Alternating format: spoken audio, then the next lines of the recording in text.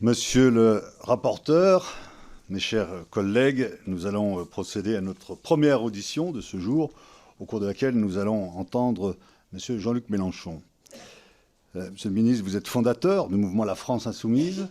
Vous êtes également actuellement coprésident de l'Institut La Boétie, think tank proche de ce mouvement. Je vous remercie sincèrement pour votre présence aujourd'hui devant notre commission d'enquête.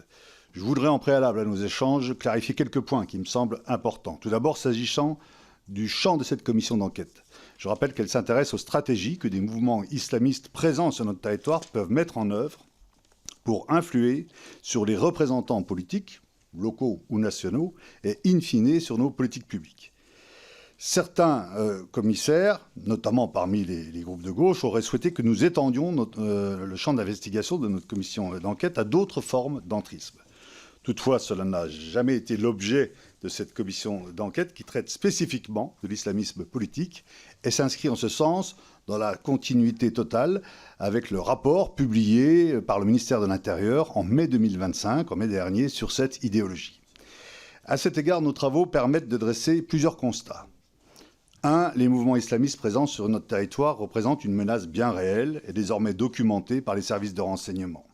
2. Ces mouvements souhaitent affaiblir certains de nos principes républicains, comme la laïcité, ou de nos valeurs, comme l'égalité entre les hommes et les femmes, ou la liberté religieuse. 3. Cet objectif les amène naturellement à s'intéresser aux représentants politiques et aux partis politiques. Sur ce point, nos travaux ont permis de constater qu'au niveau local, tous les partis politiques peuvent être concernés, les élus ne disposant pas toujours de toute l'information nécessaire pour distinguer les intentions de leurs interlocuteurs. Au niveau national, le risque se concentre sur quelques élus qui affichent une certaine proximité avec des individus pourtant proches des mouvements islamistes. Nous y reviendrons dans le cadre de nos questions. Autre précision sur le fond qui me semble importante au regard de la difficulté à aborder sereinement ce sujet, nous traitons bien ici d'islamisme politique, soit de personnes défendant une vision exacerbée de l'islam et cherchant à l'imposer d'abord aux communautés musulmanes présentes sur notre territoire et plus généralement à notre société. Nous ne traitons donc ni de l'islam, ni des musulmans, ni de toutes les décisions qui sont prises de manière tout à fait légitime d'ailleurs par les élus de la nation pour répondre aux besoins exprimés par les membres de cette confession religieuse. De la même façon, nous condamnons sans équivoque les amalgames entre islam et islamisme, ainsi que toutes les violences qui peuvent être exercées à l'encontre de personnes au nom de leur religion supposée. Nos travaux se concentrent donc sur un point très précis, évoqué, mais sans être pleinement développé, par le rapport du ministère de l'Intérieur de mai dernier, à savoir les rapports entre les mouvements islamistes et les représentants de partis politiques. S'agissant à présent de la méthode, et malgré tout ce qui a pu être dit, cette commission ne vise pas un parti en particulier. Nous ne sommes pas un tribunal et nos auditions se sont déroulées jusqu'à présent dans un climat serein. Simplement, nous essayons d'analyser le plus fidèlement possible des phénomènes sur lesquels l'ensemble de la communauté du renseignement nous a alertés. Nous avons ainsi auditionné des personnalités présentant des points de vue différents, proposés par différents commissaires.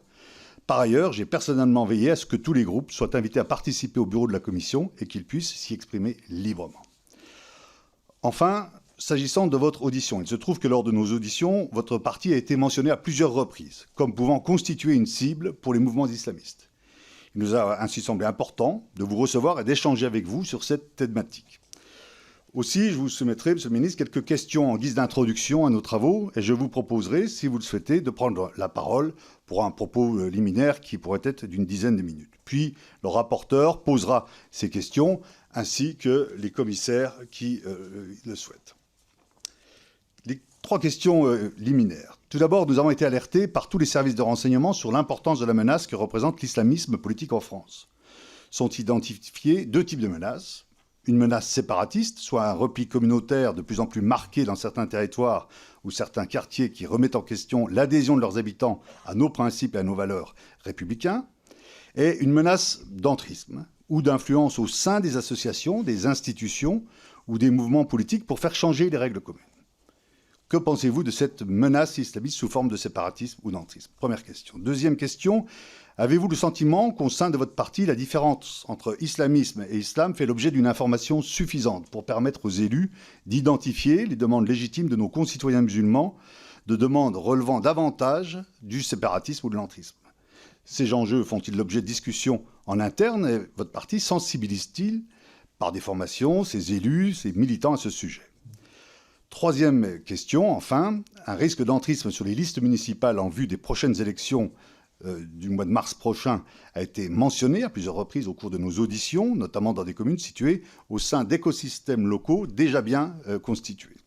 Comment prévenir ces phénomènes selon vous? Est-ce un sujet de vigilance pour votre parti? En vous remerciant pour les éléments que vous allez pouvoir nous donner, je vais vous inviter, conformément à l'article 6 de l'ordonnance du 17 novembre 1958, à prêter serment de dire la vérité, toute la vérité, rien que la vérité. Je vais donc vous inviter à lever la main droite et à dire « Je le jure ».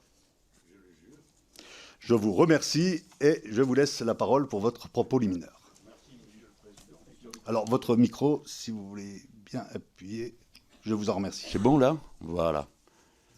Merci, Monsieur le Président. Nous sommes presque réconciliés, vous et moi. Nonobstant la présence nocturne de ce policier venu me remettre une convocation, je sais que vous n'y êtes pour rien, mais auparavant, vous aviez commis une erreur. La convocation était arrivée au bureau du groupe président, du groupe insoumis. Or, je vous rappelle que le règlement nous interdit absolument de faire travailler nos collaborateurs de groupe pour un parti politique, y compris pour des tâches de secrétariat. Donc, je n'étais pas informé, je le fus soudainement, je vous en voulais beaucoup. Vous m'avez envoyé une lettre extrêmement aimable et je vous en donne acte. Nous avions décidé de vous boycotter. Et vous savez pourquoi? D'abord parce que l'intitulé de la commission était insupportable, on y mettait en cause notre parti. C'eût été c'est pas que ça nous aurait dérangé, nous sommes capables de faire face à toutes les adversités. Mais il y avait tout de même un problème. Comment en France, une commission parlementaire interroge un parti pour voir s'il est conforme aux lois de la République? C'est absolument inouï. Ça ne s'est pas fait grâce à la sagesse de la commission des lois et il faut l'en remercier. Cependant, je me suis interrogé, alors je termine pour les raisons, ensuite le bureau a été constitué dans des conditions qui ne convenaient pas au groupe parlementaire, puisqu'il ne se sentait pas représenté, et puis parce que les auditions qu'il avait souhaitées, mais vous venez de donner votre avis sur le sujet, n'étaient pas possibles. Donc la décision était prise, c'est celle du groupe, ça ne me regarde pas. Je me suis demandé pourquoi vous m'invitiez moi, et comme je ne trouvais pas de raison, eh bien, je me suis attribué l'intérêt que vous avez pour mes capacités intellectuelles de coprésident de la Boétie. J'ai écrit d'innombrables articles, éditos, livres et autres sur la question de la laïcité au cours, disons, des 3 dernières décennies. Et donc, je me sens capable d'éclairer les points de vue, d'éclairer le point de vue sur des sujets qui sont en effet très délicats du point de vue des principes, car la France est une terre de vieilles guerres de religion. Et par conséquent, elle doit, plus qu'une autre nation, être prudente et se souvenir des leçons du passé. La guerre de religion, c'est sous l'Ancien Régime 11 expulsions des Juifs de ce pays.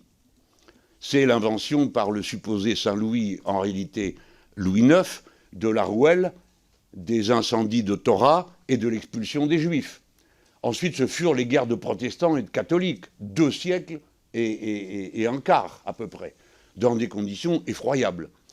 Dès lors, la laïcité dans notre pays n'est pas le résultat d'un colloque savant, elle est un accomplissement au terme d'une histoire où l'on a auparavant tout essayé pour essayer de s'en passer. Le massacre mutuel, l'expulsion, j'ai parlé des Juifs, mais les protestants sont partis à plus de 200 000 lorsque l'édit de Nantes a été aboli. Et pour notre malheur, ils ont été enrichir des pays qui ensuite nous ont mené des guerres implacables. Donc, j'ai pensé que c'est à cela, et j'espère que c'est à cela, qu'on m'appellera dans un instant à répondre aux différentes questions.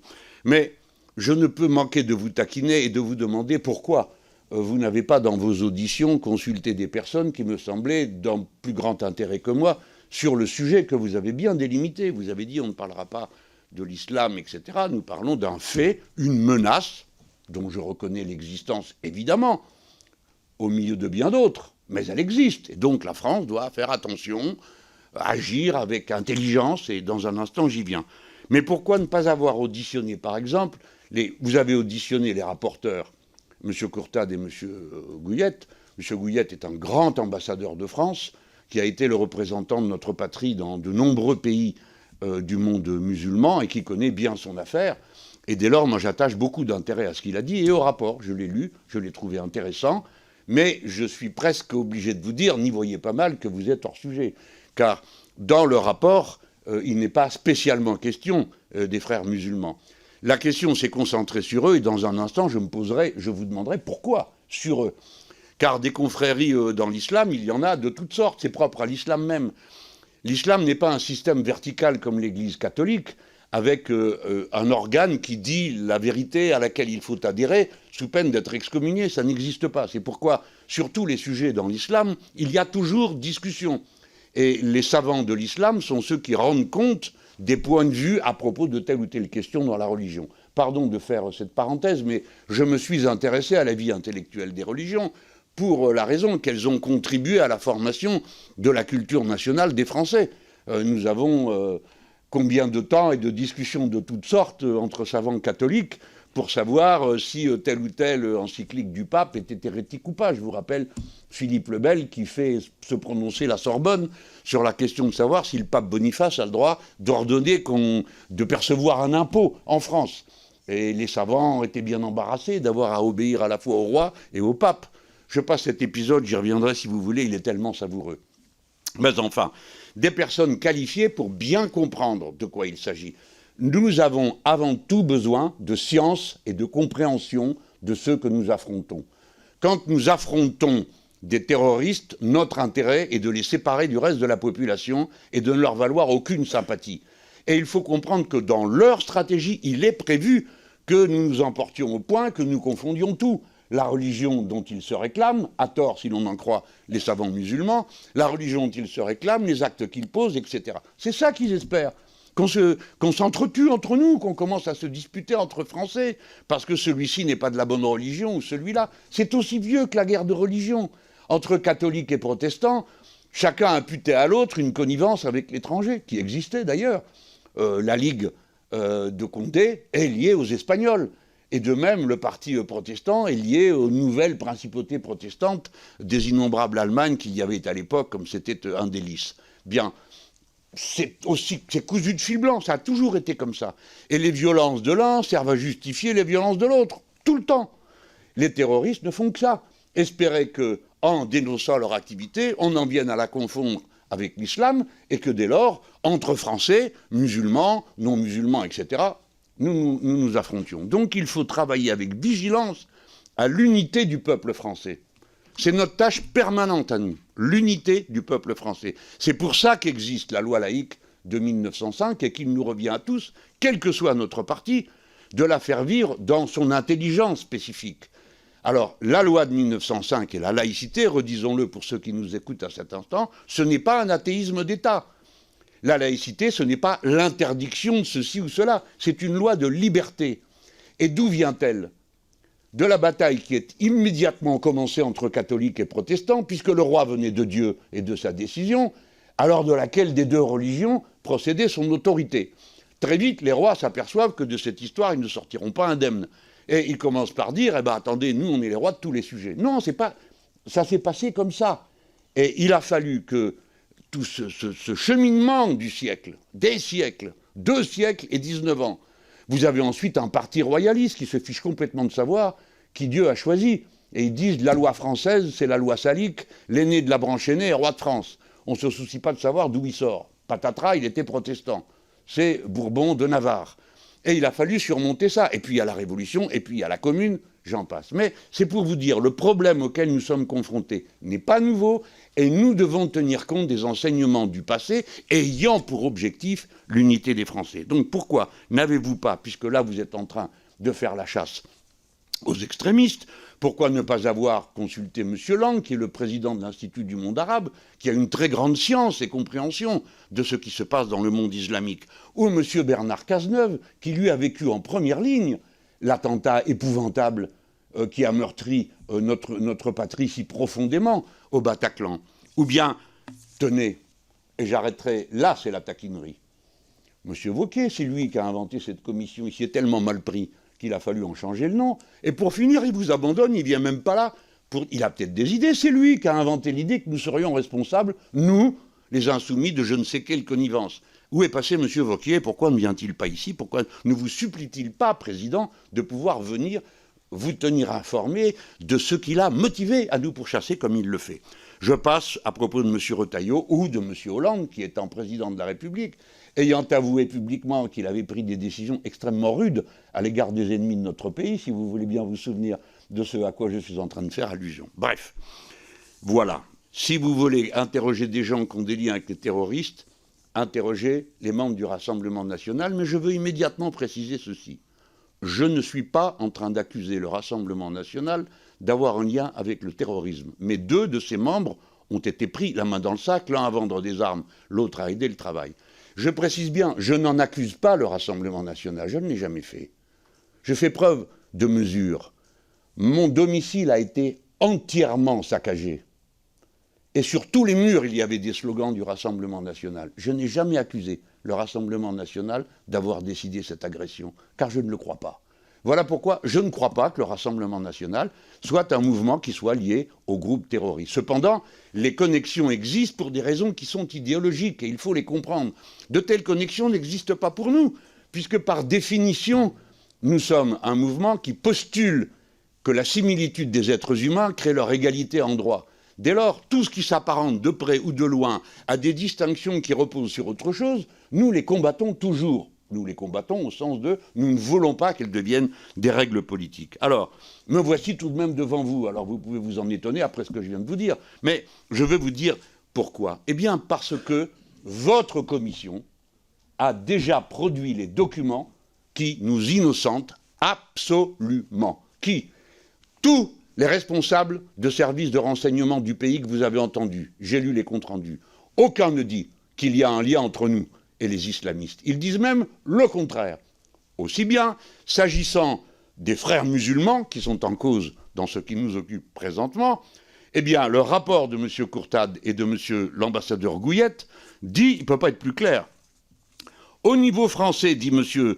Courtade, je ne connais pas de stratégie constituée d'influence de la mouvance frériste auprès des partis politiques.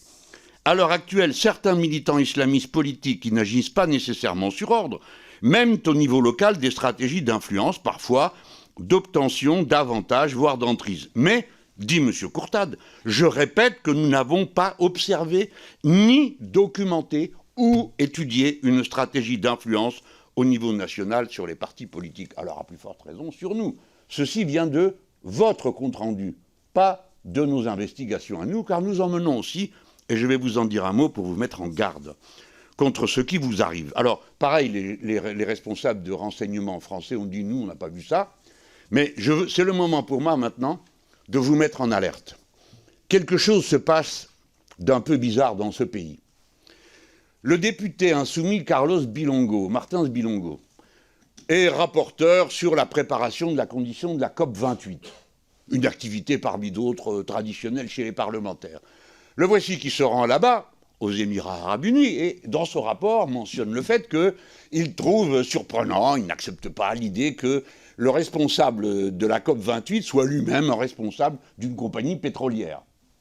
Bon, il rentre, et il s'est voué une haine apparemment absolument indépassable, et voici que se mettent en mouvement des services de renseignement qui noyautent ici, là, et en particulier l'administration française qui se met à pourchasser M. Bilongo pour une histoire assez confuse. Je vous renvoie à lui. Mais M. Bilongo a été mis en cause par un service d'intelligence ennemi. Ennemi, puisque personne n'est autorisé dans ce pays à nous espionner ou à nous manipuler. J'ai le souvenir heureux de M. Charles Pasqua, qui avait expulsé, je lui ai dit une fois, tu as expulsé 47 diplomates, Charles. C'était des diplomates américains. Et il m'avait répondu, pas du tout, moi, j'ai expulsé 47 espions. Voilà comment, depuis toujours, les Français n'ont jamais admis, y compris des puissances amies, qu'elles se mêlent de nos affaires.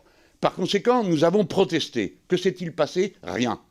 Là-dessus, nous voici partis avec un sondage qui donne lieu à toutes sortes de commentaires dans la presse en disant il est manipulé. Qui l'a fait? Vous avez reçu 2 personnes. Président, il est important, monsieur le rapporteur, monsieur le président, que vous sachiez qui vous a recommandé d'entendre ces 2 personnes. Car elles sont liées à un journal qui n'existe pas, mais qui est distribué gratuitement à l'Assemblée nationale. Et ce journal est lié à un fonds qui lui-même est lié aux Émiratis. Tout ça est expliqué dans les documents que je viens de vous transmettre, non pas de nous, les Insoumis, mais du Monde, de Mediapart et de Orient 21. Par conséquent, et que se passe-t-il? Alors je m'empresse de dire aux Émiratis qui éventuellement m'écoutent que je n'ai rien contre eux ni l'affaire et n'en veux pas. Mais il n'empêche qu'ils ont manipulé. Ils ont manipulé et ils se donnent pour objectif, c'est l'objectif de ce journal, Écran de veille, de provoquer des débats publics. Et c'est eux qui, par compétition avec le Qatar, ont imaginé qu'il fallait mettre en cause les frères musulmans pour mettre en cause le Qatar. Sans doute y a-t-il des frères musulmans en France, bien sûr. Il y a de tout en France, sur tous les sujets. Et par conséquent, pourquoi n'y aurait-il pas des frères musulmans? On dit, d'après le rapport, qu'il y en a dans 8 mosquées. Il y en a 2600 de mosquées en France.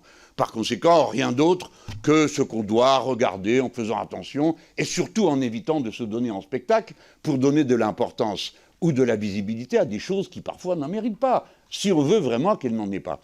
Voilà pourquoi je vous mets en garde. Je vous dis, comme en tant que compatriote, attention, il y a une puissance extérieure à la France qui manipule et s'ingère dans toutes sortes de circonstances pour mener ses comptes avec le Qatar. Mais c'est normal. Dans le monde, ce qu'on appelle le monde musulman, et là personne ne m'en voudra d'appeler le monde musulman, Qatar et Émiratis, qui sont 2 pays parmi les 24 qui mettent l'islam, c'est-à-dire la religion, dans leur constitution. Il y a des luttes d'influence. Ce que je n'accepte pas, c'est que la France soit le terrain de jeu de ces luttes d'influence.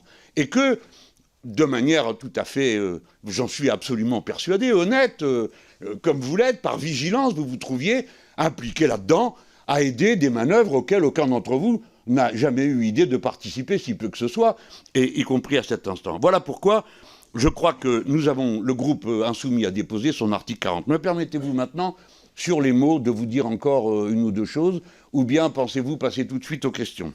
Je vais vous proposer de le dire très rapidement, de qu'on puisse avoir un échange. Si vous avez entendu.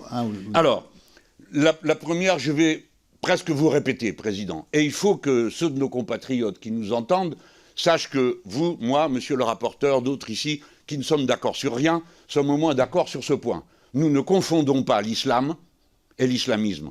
Et nous ne confondons pas l'islamisme avec le terrorisme. Je le leur dis, me faisant le porte-parole de tout le monde ici, au nom de ce pays. Nous ne confondons pas. Et dès lors, une fois qu'on a dit ça, c'est simple. L'islam est une religion, l'islamisme est un fondamentalisme qui, en gros, a 2 branches. L'une qui est quiétiste, qui dit « de toute façon, nous, on ne s'occupe pas de tout ça, on ne s'occupe que d'une chose, veiller au respect de la loi de Dieu que nous pratiquons dans notre intimité, dans notre maison, dans nos manières de faire. » C'est pas si loin de l'idée que nous-mêmes, on peut accepter sans aucune difficulté. Et d'autres prétendent en faire des lois politiques. Et d'ailleurs, il y a des pays, comme la Turquie, qui se réclament de l'islamisme politique. Alors là, nous sommes en désaccord complet, nous, Français, parce que nous ne croyons pas à ça, pour la raison que j'ai invoquée tout à l'heure, qui est que nous séparons la religion de la politique. Mais aujourd'hui, 60% de nos compatriotes ne pratiquent pas de religion, si bien que la majorité du peuple français n'a pas été confrontée au voisinage de la pratique religieuse. Dans ma génération, le christianisme et le catholicisme étaient extrêmement présents au village, à la ville. On croisait sans arrêt des fois des gens en uniforme religieux, tout ça n'existe plus. Et nous étions obligés, pour ceux d'entre nous, par exemple, qui étaient des catholiques ou des protestants, croyants, pratiquants, qui allaient à la messe, mais qui allaient aussi au Parti communiste ou au Parti socialiste, de voir comment on accordait tout ça. Ce que la population n'acceptait pas toujours. Bref, nous séparons et nous ne confondons pas, nous discernons. Le terrorisme est une forme d'islamisme meurtrier qui est une stratégie de combat. C'est-à-dire, par le terrorisme, provoquer l'effondrement de la société, se déchirant entre elles-mêmes.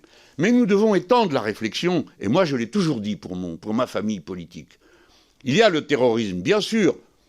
Le mot ne veut pas dire la même chose dans des circonstances de résistance. Les résistants français étaient traités de terroristes. Et dans d'autres situations.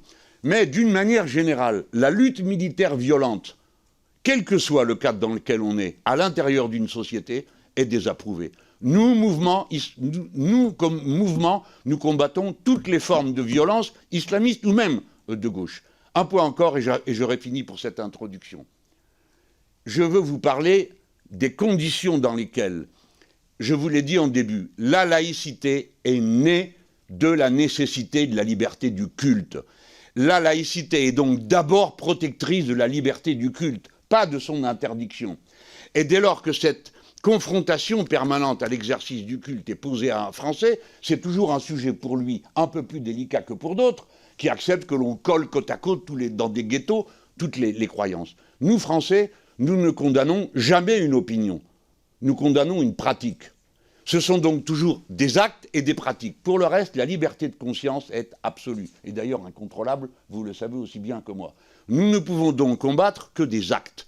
Et dès lors, la laïcité ne combat que les pratiques interdites par la loi. Point final. Et quand les Américains ont inventé cette idée que nous pourchassions les religions parce que nous avions une querelle avec une secte, nous leur avons dit nous n'avons aucune querelle avec quelque secte que ce soit.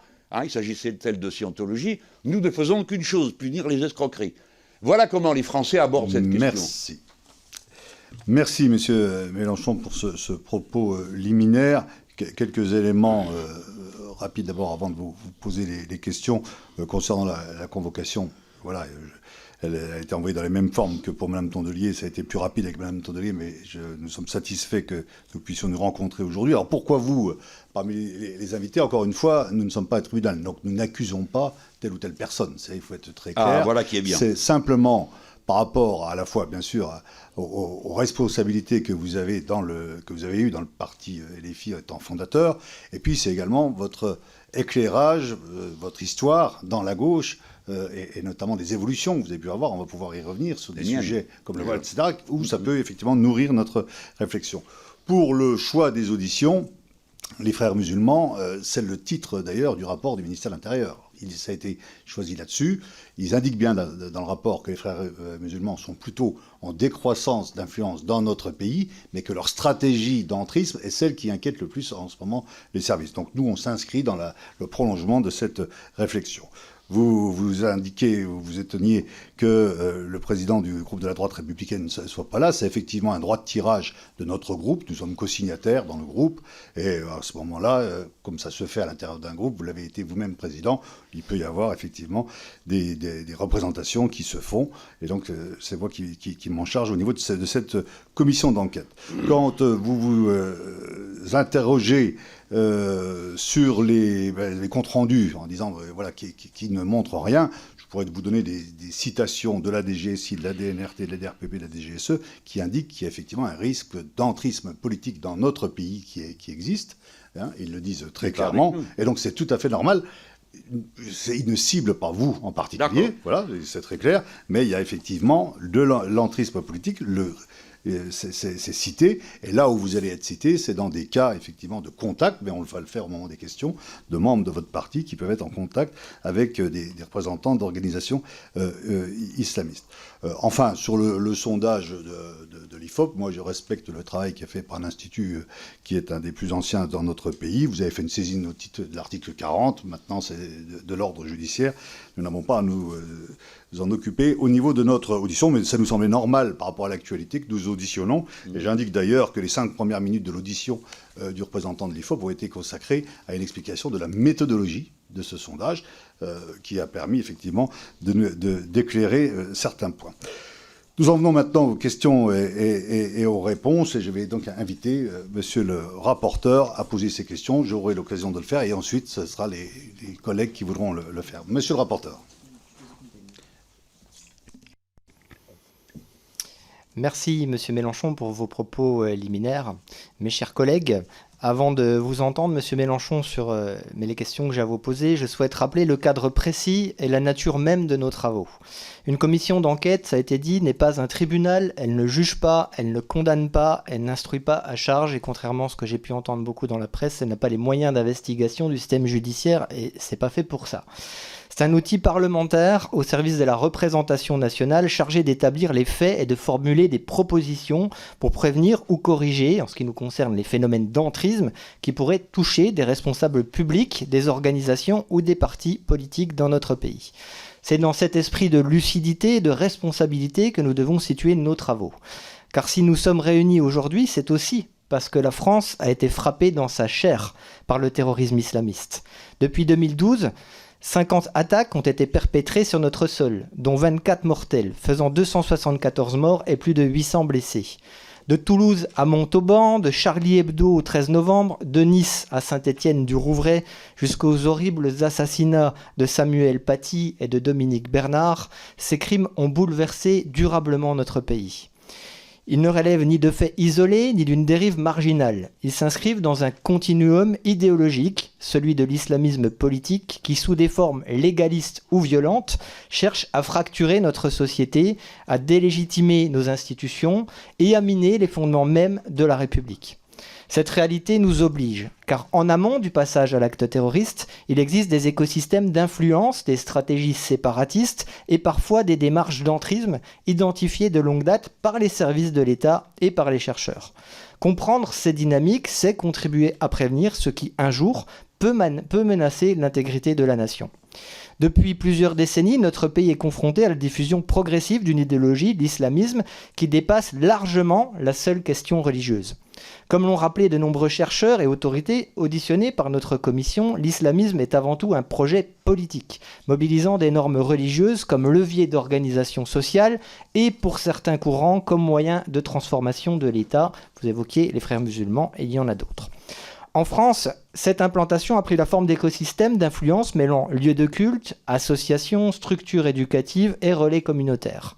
Les services de renseignement, comme les chercheurs que nous avons auditionnés, ont montré que ces structures, sans être toutes clandestines ou violentes, peuvent façonner des contre-sociétés en tension avec les règles communes. Certaines mouvances développent même des stratégies d'entrisme destinées à influencer des institutions, des collectivités ou des élus, tout en masquant leurs intentions derrière un discours conforme aux valeurs républicaines. Face à cela, notre commission a une responsabilité claire. Établir les faits, mesurer les risques et déterminer si certains responsables publics peuvent se retrouver en situation de proximité, d'influence ou d'instrumentalisation par des réseaux poursuivant des objectifs incompatibles avec les principes de laïcité, d'égalité et de liberté. Alors, Monsieur Mélenchon, notre démarche n'est pas partisane, elle s'inscrit dans la continuité des alertes formulées par les services de l'État, par les universitaires et par les élus locaux. Elle répond à une conviction simple, une République forte doit regarder lucidement ce qui peut fragiliser son unité. C'est dans cet esprit de rigueur, de respect et de vérité que nous entendons aujourd'hui. Votre parole compte, le président l'a dit, parce que vous êtes une figure majeure de la vie publique française. Elle compte aussi parce que certains discours, certaines alliances militantes ou certains relais associatifs suscitent des interrogations légitimes auxquelles cette audition doit permettre d'apporter des réponses claires. Monsieur Mélenchon, les travaux de la commission ont mis en évidence dans plusieurs communes de notre pays des situations où des individus issus de mouvances islamistes ont pu exercer une influence ou accéder à des responsabilités locales. Je pense par exemple au cas de Colombes, où le directeur du cabinet du maire cumulait ses fonctions municipales avec celles de responsable d'une mosquée et d'une école coranique identifiées comme vecteur d'un enseignement problématique. Ou encore au cas de Villeneuve d'Ascq, Valenciennes ou Douchy-les-Mines, où des personnes proches d'un écosystème frériste ont été élues ou placées à des postes d'influence. Ces exemples illustrent un phénomène d'entrisme qui peut toucher n'importe quelle formation politique lorsque la vigilance se relâche, y compris dans la sphère locale. À cet égard, une autre forme d'entrisme, davantage idéologique, a été revendiquée publiquement en 2022 par Mme Houria Boutelja, qui est fondatrice du Parti des indigènes de la République.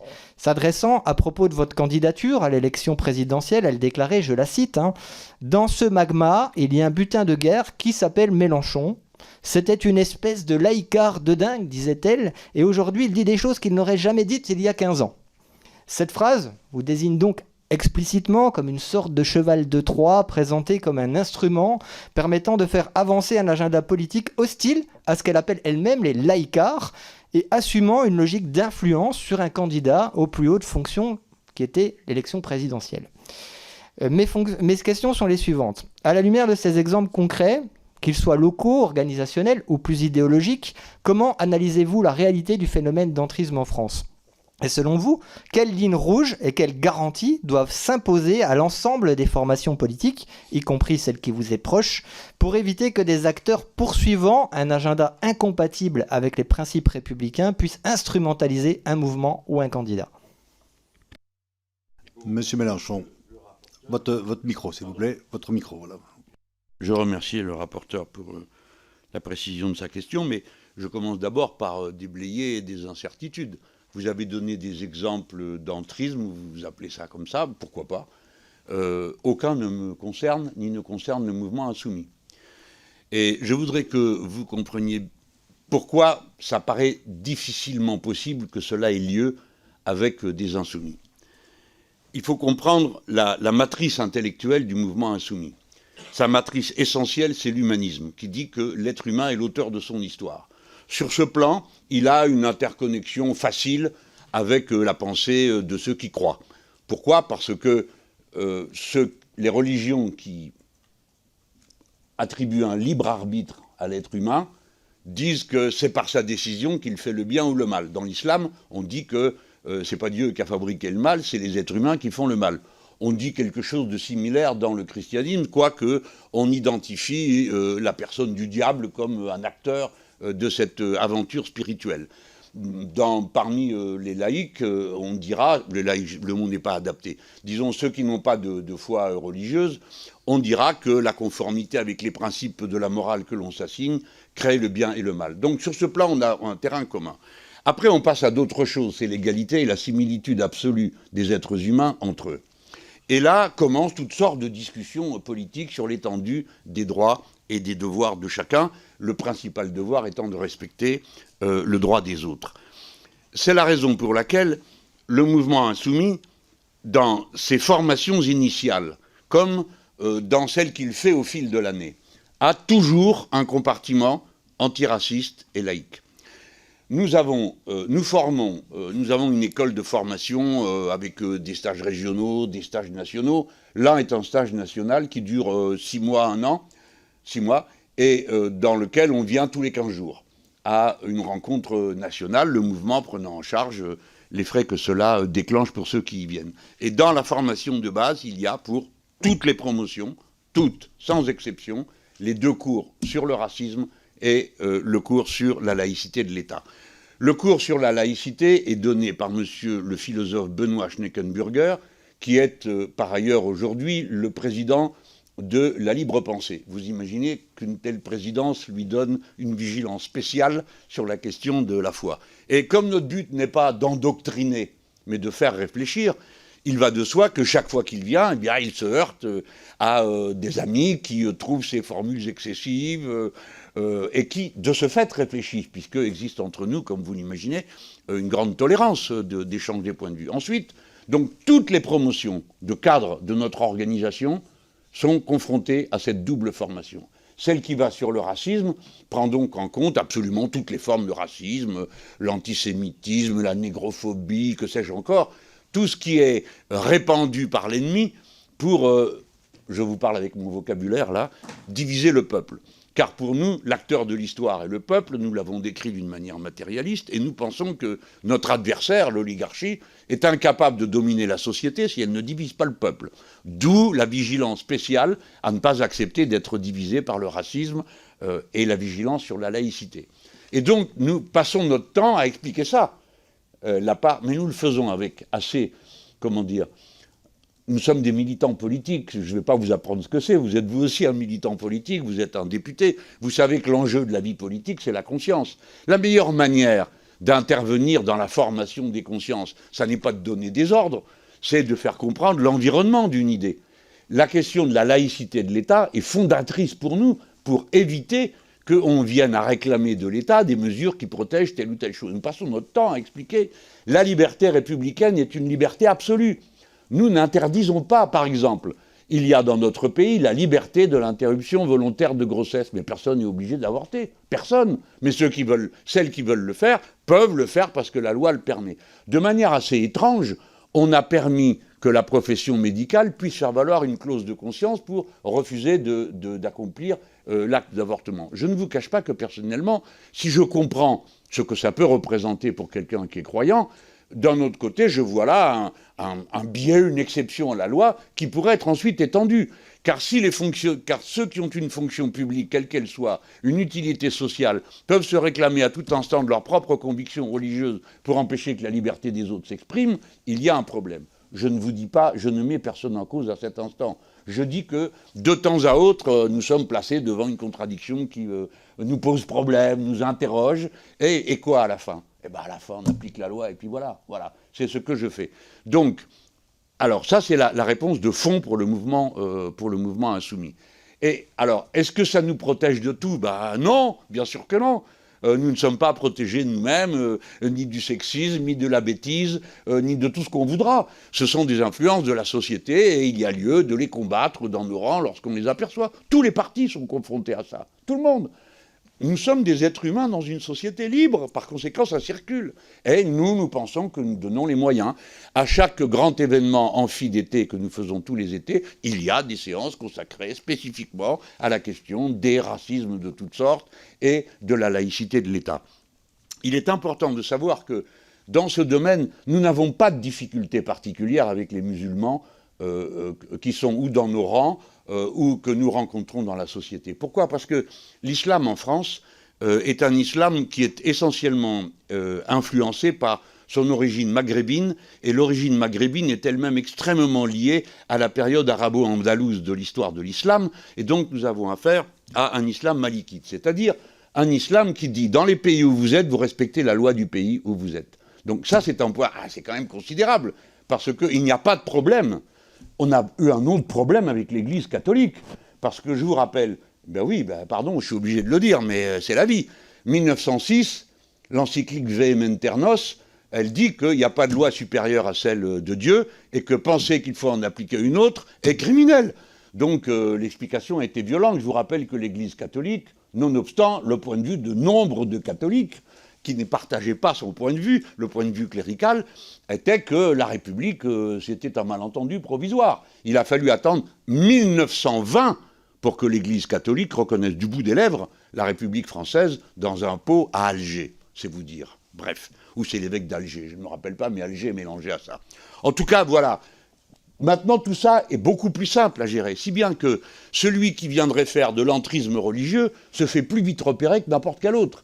Et évidemment que notre mouvement n'acceptera jamais l'entrisme religieux, ni de confier des responsabilités à quelqu'un qui dirait « je le fais parce que je suis catholique et je vais expliquer les vertus catholiques ou les vertus juives ou les vertus protestantes », qui sont des vertus respectables mais qui n'ont rien à faire dans notre organisation, ni dans nos candidatures. Donc sur ce plan, je ne crois pas que... Mais si vous avez des difficultés à nous signaler, faites-le. Après... Quand même, vous êtes des élus, alors vous savez comment ça se passe, vous faites des listes, non, dans votre coin. Tout le monde arrive au moment où il faut faire des listes. Merci, M. Mélenchon. On va laisser la parole pour la deuxième question à M. le rapporteur. Très bien. Le continuum politique, je vous retrouverai après. D'accord.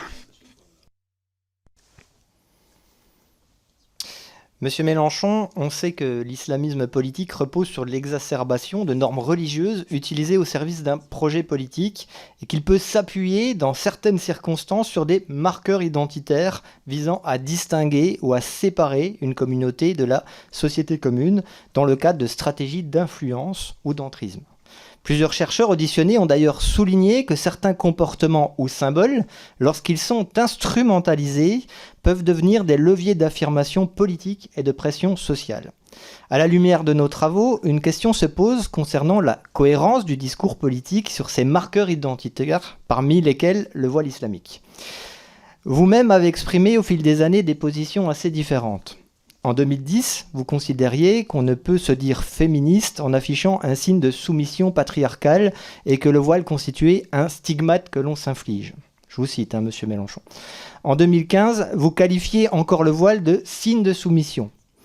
Mais en 2025, 10 ans plus tard, vous avez déclaré avoir changé de regard et estimé que vouloir interdire le voile aux mineurs serait une violence, une insulte, un mépris. Dans ce contexte, et alors que notre commission n'examine pas la foi des individus en aucune façon, mais l'utilisation possible de symboles religieux à des fins politiques par certains réseaux en ce qui nous concerne islamistes, j'aimerais vous interroger très factuellement. Comment expliquez-vous cette évolution de vos positions sur le voile ? Faites-vous aujourd'hui une distinction entre le port du voile pour une femme adulte, par une adolescente ou par une fillette, au regard des phénomènes d'influence que l'on peut observer de la part de réseaux islamistes ? Et vous inscrivez-vous toujours pleinement dans le cadre de la loi de 2004 qui protège l'espace scolaire en interdisant les signes religieux ostensibles dans les écoles, les collèges et les lycées. Plus largement, comment un responsable politique peut-il, selon vous, concilier la défense de la liberté religieuse et la nécessaire vigilance face à l'utilisation de marqueurs religieux comme instrument d'entrisme ? Merci, Monsieur le rapporteur. Monsieur Mélenchon. Merci, Monsieur le rapporteur, pour cette question bien précise, et je vais vous faire la réponse aussi précise que possible. Je commence d'abord par ce qui me concerne, puisque vous avez évoqué mon évolution, et à juste titre. Mon point de vue a évolué. Mais il n'a pas évolué que sur l'islam. Il a évolué d'une manière générale. Je viens d'une famille catholique, de formation catholique, j'ai été enfant de chœur, et ma mère était extrêmement croyante. Grâce à quoi j'ai été protégé du racisme qui régnait dans les communautés françaises d'Afrique du Nord, où les propos n'étaient pas spécialement légers et délicats à propos des musulmans. J'en ai été protégé grâce à ça, je ne peux donc que leur remercier. Et là-dessus, ayant rompu avec la foi chrétienne à partir du moment où le divorce de mes parents leur a valu d'être excommuniés, je suis devenu une sorte d'enragé de la laïcité, ce qu'on appelle ensuite, toute ma vie on m'aura pourchassé pour cette histoire de religion. Alors on disait à l'époque, Mélenchon, il n'y a rien à en tirer, c'est un laïcard, donc on ne peut pas lui parler. Et puis, ma foi, je faisais avec, j'allais chercher ma section socialiste dans le village de Montaigu à la sortie de la messe, puisqu'ils allaient tous à la messe, sauf moi. Et bon, ma foi, on arrivait à se supporter assez bien. Et ça s'est plutôt passé tranquillement. Et puis, la vie avançant, oui, j'ai renoncé à une forme d'anticléricalisme grossier, duquel je veux m'excuser auprès de ceux que j'ai pu blesser dans le passé. Voyez-vous, quand une seule fois dans votre vie, vous croisez un groupe dans lequel il y a une bonne sœur, dont vous vous êtes moqué, et qu'ensuite vous la retrouvez morte après avoir été torturée par des bourreaux d'extrême droite de l'Amérique latine, plus jamais vous ne pouvez dire quelque chose contre. Ce n'est plus possible humainement. Et de même pour des prêtres.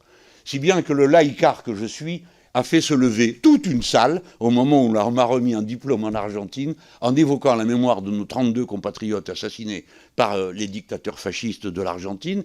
Et dedans, j'ai fait ma pause spéciale pour le curé et les deux bonnes sœurs en pensant que peut-être ça me vaudrait, de là où ils m'observent, un peu de leur faveur, de les reconnaître comme mes compatriotes et le combat extraordinaire qu'ils ont mené, qui grandit l'idée qu'on se fait de la France, puisqu'ils en sont morts.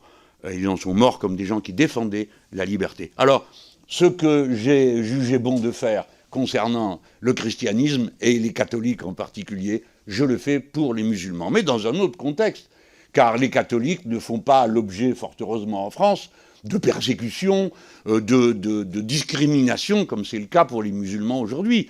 Je ne vous en accuse pas, mais l'ambiance est épouvantable. Ici, un sondage qui raconte n'importe quoi, là-bas, je ne sais quoi. Ça n'arrête pas. Les musulmans par-ci, les musulmans par-là, tout le monde ne fait pas preuve de vos discernements. Hein. Et ça y va, et la défenseuse des droits, la défendeur des droits dit, il y a maintenant une progression de la discrimination religieuse contre les musulmans qui est terrible. J'en viens au fond de votre affaire, le voile.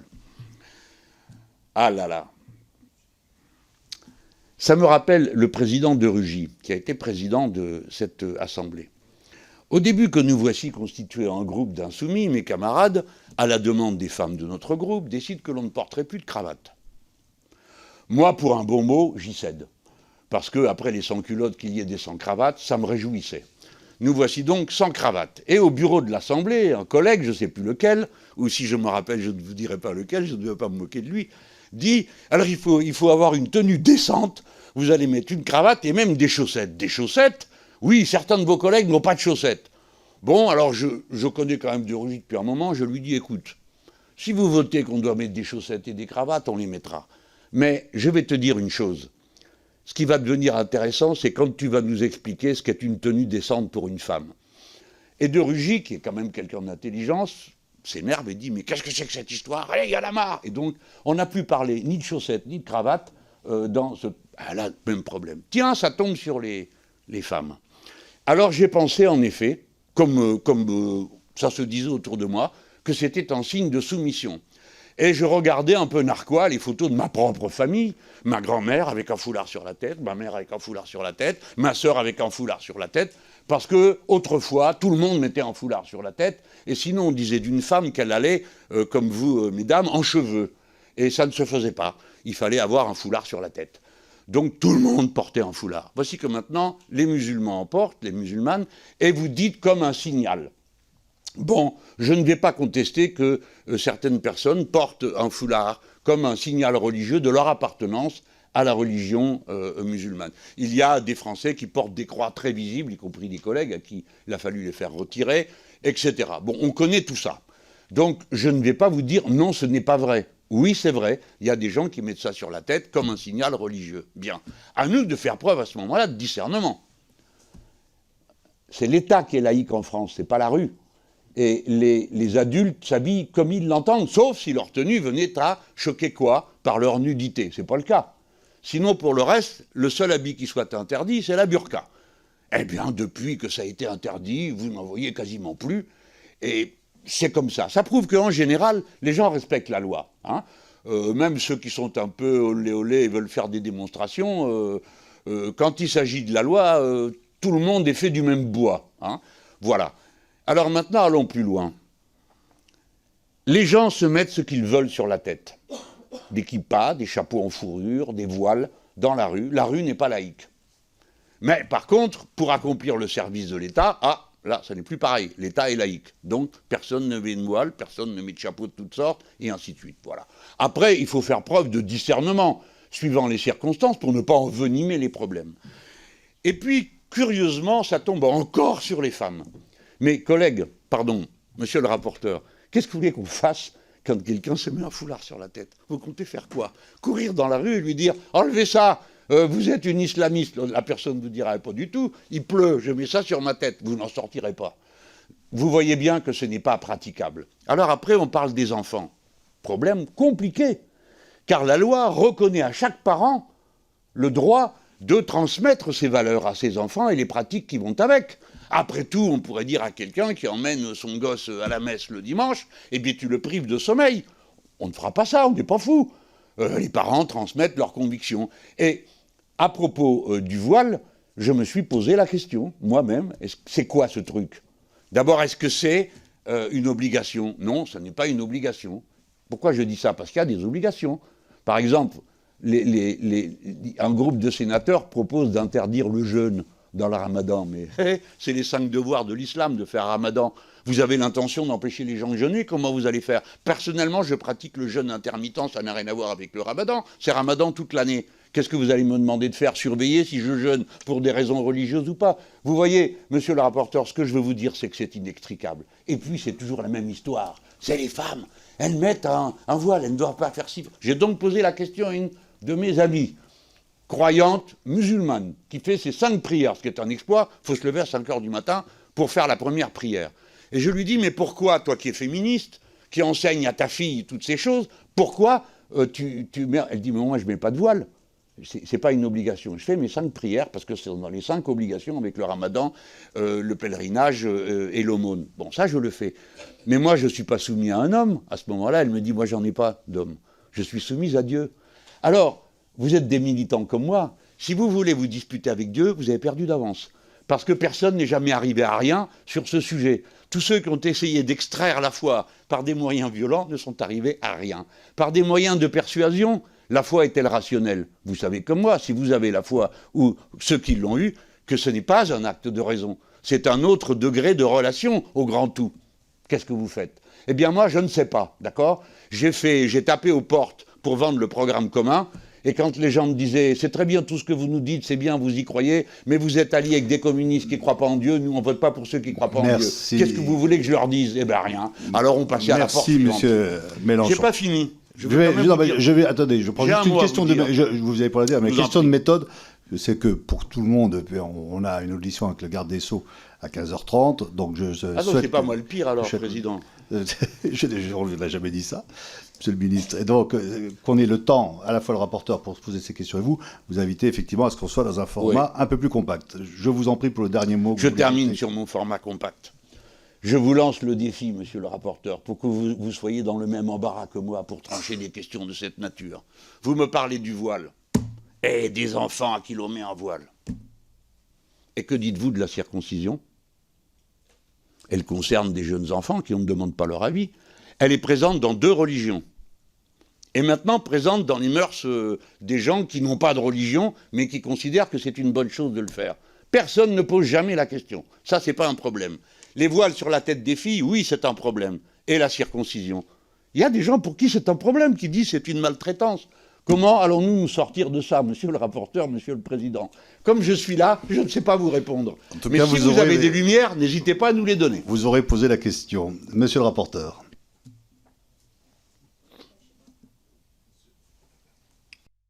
Merci, Monsieur Mélenchon. Les travaux de notre commission ont mis en lumière un phénomène préoccupant, c'est l'usage stratégique par certains réseaux islamistes du terme islamophobie pour délégitimer toute critique de leur idéologie, affaiblir la vigilance républicaine et nourrir un récit de confrontation entre les musulmans et le reste de la société. Les services de l'État nous ont alertés sur la dangerosité d'un tel usage, qui confond volontairement la critique d'un projet politique avec la stigmatisation de croyants, créant ainsi un brouillage dont les mouvances radicales tirent profit. De plus, en assimilant volontairement avec l'emploi de ce terme toute critique de l'islamisme à une hostilité envers les musulmans, il fabrique des adversaires. Il désigne des cibles. Il cherche à réduire au silence celles et ceux qui font l'étude de leur idéologie, comme on a pu le constater à travers les menaces d'ailleurs reçues par certaines personnes auditionnées dans notre commission. Je pense notamment à la chercheuse Florence Bergeau-Blaclair, à Nora Bussini, à Emmanuel Razavi, à Bernard Rougier et d'autres. Ces menaces ont été déclenchées précisément en réaction à leurs travaux sur l'islamisme, ce qui illustre la mécanique de mise en danger que les services de l'État nous ont décrite. Une accusation militante suivie d'une exposition publique, puis d'une menace réelle. Notre commission ne peut ignorer ce climat. La République ne saurait accepter qu'un mot soit utilisé pour intimider, délégitimer ou susciter des menaces contre des chercheurs, des journalistes ou des responsables publics. Parce que défendre la liberté d'expression, c'est protéger ceux qui contribuent à éclairer la nation, même lorsque leurs analyses nous dérangent. Dans le même temps, la réalité statistique impose une forme de lucidité. Selon les chiffres de 2024 du ministre de l'Intérieur, notre pays a recensé récemment environ 240 actes anti-musulmans que nous devons dénoncer avec la plus grande rigueur, compte plus de 1600 actes antisémites, alors même que la population juive est près de 10 fois moins nombreuse que la population musulmane. Ainsi, si les actes visant nos concitoyens musulmans appellent évidemment une condamnation ferme et résolue, l'antisémitisme demeure encore aujourd'hui malheureusement la haine la plus meurtrière, la plus persistante et la plus massivement dirigée contre une minorité religieuse en France. Plusieurs services auditionnés ont souligné que lorsque le terme islamophobie est utilisé d'une manière militante et extensive, il peut contribuer, même involontairement, à alimenter certains ressorts antisémites. En diffusant l'idée fallacieuse d'une guerre menée contre les musulmans et en désignant en creux les juifs comme des bénéficiaires supposés de l'ordre républicain, ce discours active des schémas complotistes déjà mobilisés par les mouvances islamistes radicales. Vous-même, Monsieur Mélenchon, avez rappelé par le passé votre réticence à employer ce terme, avant d'expliquer avoir changé de position, comme pour le voile d'ailleurs. Cette évolution mérite d'être comprise dans un contexte où la clarté des mots est essentielle à la cohésion nationale. Mes questions sont donc les suivantes. Comment, selon vous, concilier la lutte indispensable contre les actes anti-musulmans avec la nécessité de prévenir l'usage idéologique du terme islamophobie lorsqu'il peut brouiller la critique légitime de l'islamisme et nourrir, par ricochet, des imaginaires antisémites ? Pensez-vous qu'un usage trop extensif de ce terme puisse contribuer à renforcer ses ressorts ? Et comment maintenir dans le débat public une frontière nette entre la critique d'une religion, la dénonciation d'une idéologie politique et la protection de tous nos concitoyens contre le racisme ? Merci, monsieur le rapporteur. Monsieur Mélenchon. J'ai des questions vastes, hein. Bon, alors, d'abord, je suis d'accord avec vous pour dire que les mots ont une grande importance parce que c'est eux qui fixent la réalité à laquelle nous accédons. Hein. Pas de mots, pas de pensée. C'est un point de vue matérialiste et je suis content de vous retrouver sur ce terrain. Les mots ont leur importance. Alors oui, en effet, moi au départ, j'étais hostile à l'utilisation du mot islamophobie parce qu'on me disait « mais alors tu nous interdis de critiquer, quand on utilise le mot islamophobie, tu interdis de critiquer l'islam ».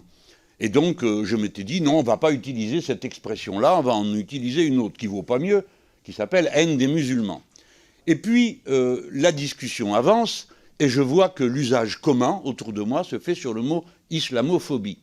Je m'en vais donc regarder dans quelles circonstances il intervient. Et je vais vous dire, monsieur le rapporteur, que ceux qui se font un cerveau en déduisant de l'islamophobie que c'est une forme qui conduit à l'antisémitisme, pardon, mais c'est vraiment des gens très préoccupés.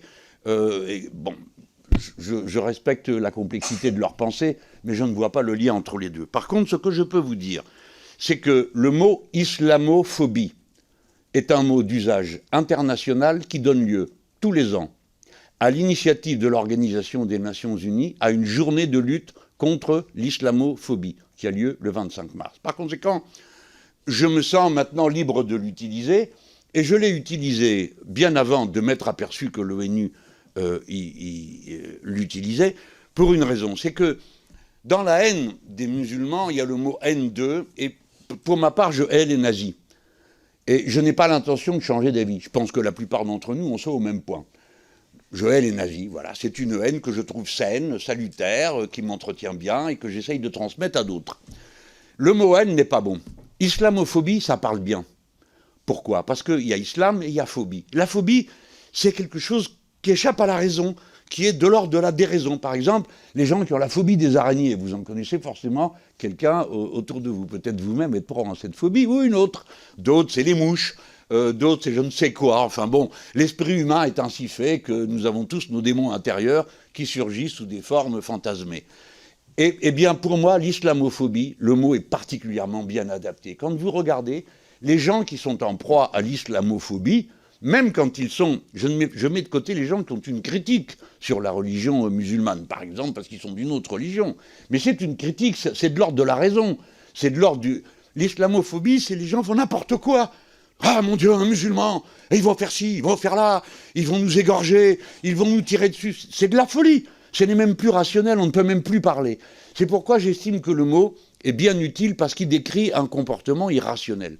Alors j'ai lu qu'il aurait telle ou telle origine le mot, mais que voulez-vous, les mots sont les mots, nous n'en avons pas tant que ça. Je vais vous prendre un autre exemple. Par exemple, récemment, il a été décidé que ceux qui étaient contre le sionisme étaient des antisémites. Ça n'a rien à voir. Pour plein de gens, le sionisme est un point de vue politique et l'antisémitisme est un point de vue raciste. Donc ça n'a rien à voir. Donc on peut être anti-sioniste sans être raciste. On peut être sioniste sans être pour autant anti-ceci ou anti-cela.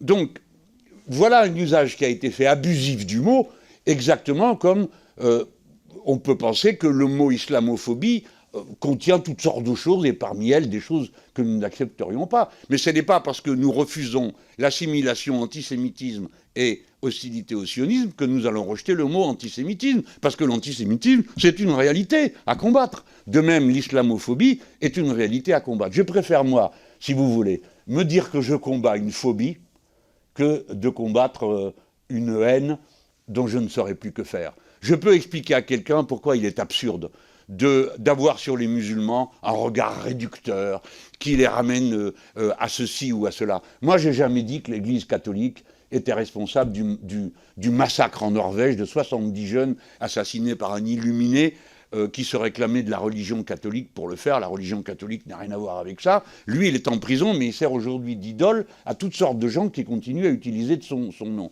Nous, les gens de raison, et surtout nous, les Français, qui sommes des praticiens de la laïcité, à chaque pas, nous devons faire attention à ne pas donner à manger aux extrêmes, à ceux qui voudraient à tout prix que tout soit un conflit. Voilà ce que j'ai à vous dire. Merci. Et je ne saurais vous dire mieux qu'en adoptant ce mot, eh bien, ça me permet de mieux comprendre la tâche que j'ai à faire dans la lutte contre le racisme. Merci, M. Mélenchon. Monsieur le rapporteur, pour votre dernière question.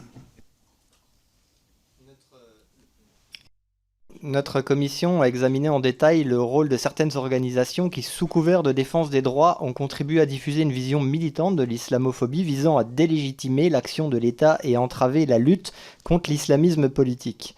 C'est précisément ce qui avait conduit en 2020 à la dissolution du CCIF par le ministre de l'Intérieur, qui était alors Gérald Darmanin, suite à l'assassinat odieux de Samuel Paty, dissolution qui avait été confirmée, vous le savez, M. Mélenchon, par le Conseil d'État au regard des objectifs poursuivis par cette organisation.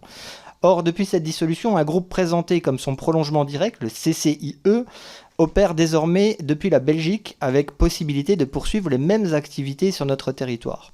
Le dit CCIE avait même été convié à participer à une réunion dans les murs du Palais Bourbon.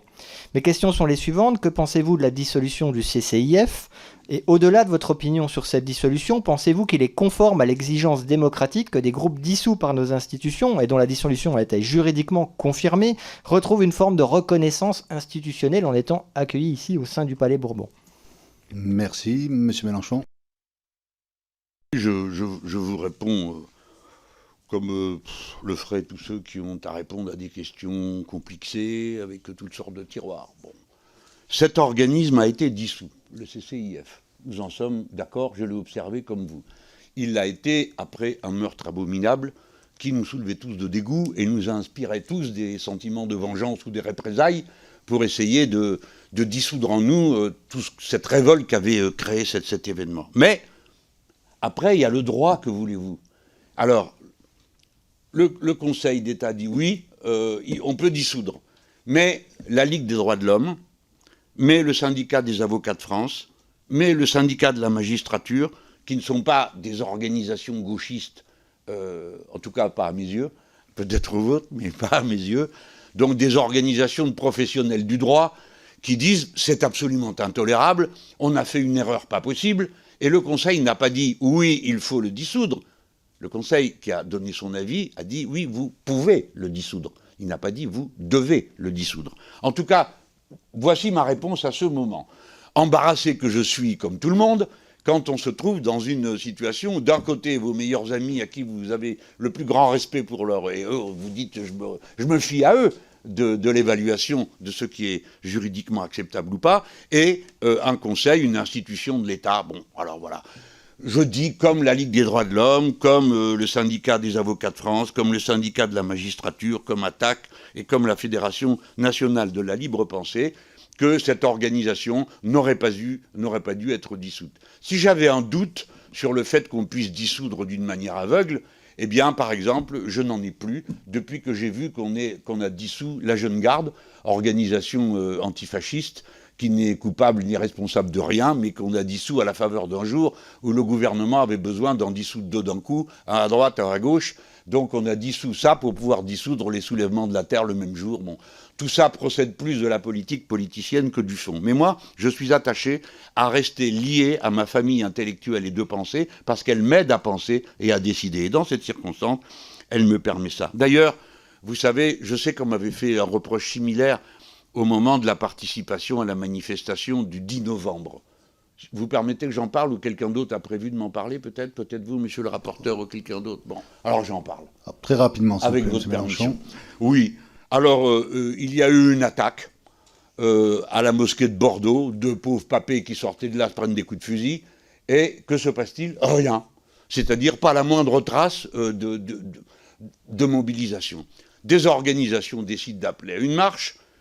Et après avoir discuté, comme vous imaginez, oui, non, on n'y va pas, qui est-ce qui appelle, qui est-ce qui n'appelle pas, on décide d'y appeler parce que on se sent en sympathie et en adhésion avec la masse considérable de gens ensuite qui s'est révélée être présente le jour de cette manifestation, le 10 novembre.